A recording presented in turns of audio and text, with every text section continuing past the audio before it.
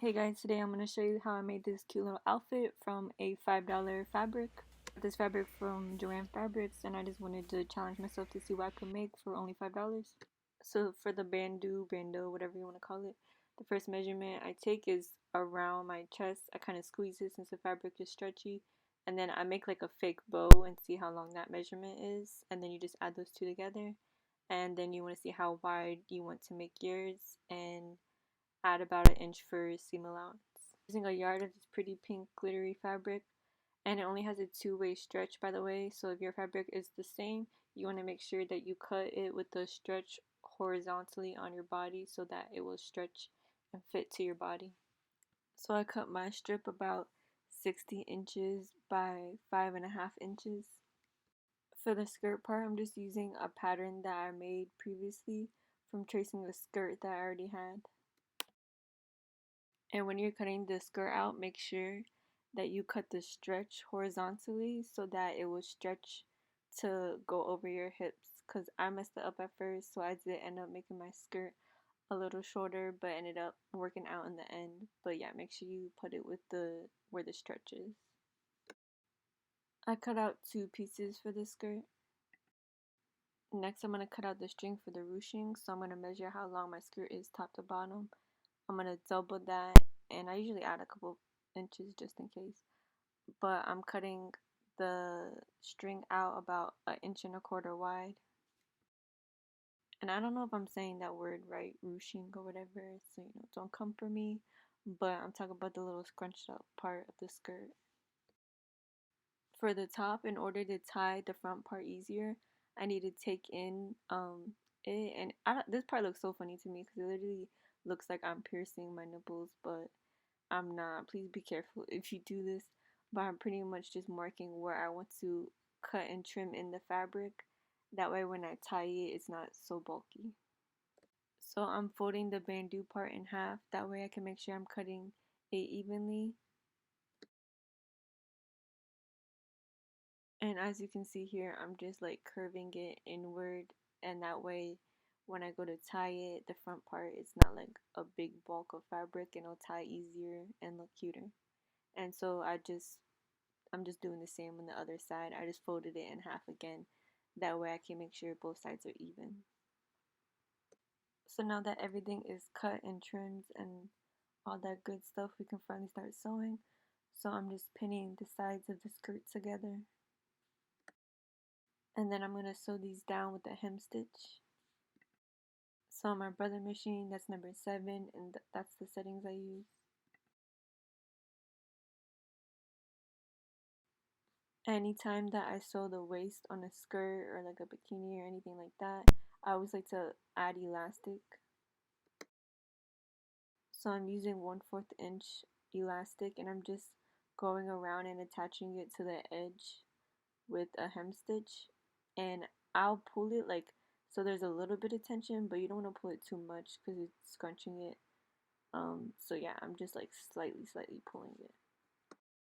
So adding the elastic to any waistband is gonna help the waist part fit like snug and not look like loose and just not cute, to be honest. So once the elastic is added, I just fold over the edge and go over this with the zigzag stitch.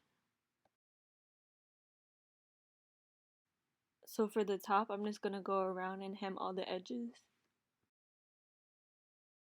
And once it's all pinned, I'm just gonna go around it with the zigzag stitch. So here's what that hem looked like when I got done sewing it. For the ruffle, you want to measure the bottom part of the skirt. So I'm just measuring that, and then I'm going to double it, and then I added about 15 inches, but to be honest, I would add like at least 20.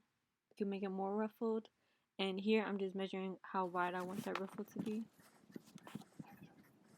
So once I have the ruffle cut out, I'm going to do one long basting or straight stitch along the whole top of it. And pretty much the way you do this is you're gonna put it on the longest length that you can put on your machine, and do not backstitch at all. So now the little threads that hang off of it, you're going to take one of them.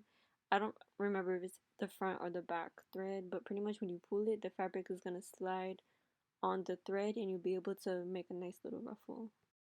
And you want to do this nice and slow and gently because you don't want the thread to break. If you do think that your thread is going to break, you can always sew two lines in case one of them does break. So I tried my skirt on and put pins where I want the ruche part to go. That way I know where I want to start and stop pinning the ruffle. So now you're just going to pin the ruffle around. This part can be kind of hard if you didn't make your ruffle long enough. That's why I do suggest adding a lot extra. And you want to leave like a 1/4 inch in the front and the back. That way you can fold it over to hem the ruffle later. So now that it's pinned in place, I'm just going to sew all the way around it with a zigzag stitch. When it comes to ruffles, while you're sewing it, you just want to make sure that your ruffle is kind of like evenly spaced out so that one area is not like way more ruffled than the other one, you know. Once the ruffle is attached, I just kind of cut the little edges of the ruffle to make it curved. And now I'm going to go around and pin the edge to hem it.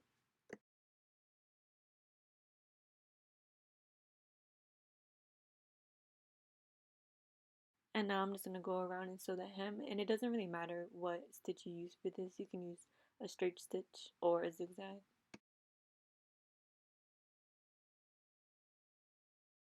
So now I just need to add a channel for the ruching part. So I'm going to measure how long I need that part to be. And then I'm going to make it about 1.5 inches wide.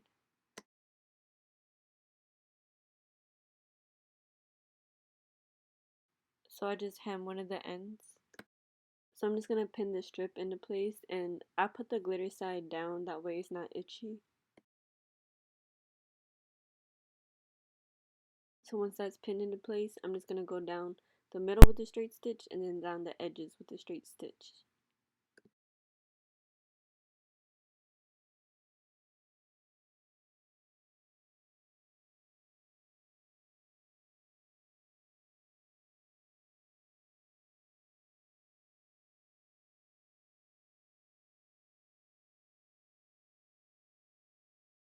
So in total you should have 3 straight lines, and you don't want to make the lines too close to each other because you need room to put in the little strip that we're going to sew next.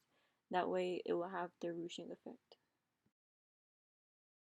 So that strip that we cut way earlier in the video, we're just going to sew that right sides together with a zigzag stitch.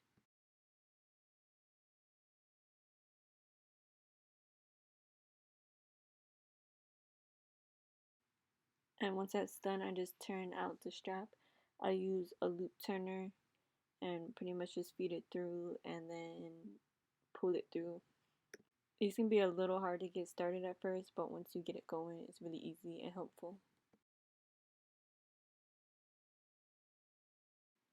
So the last step is just to take your little loop turner and feed the little strap through the channels.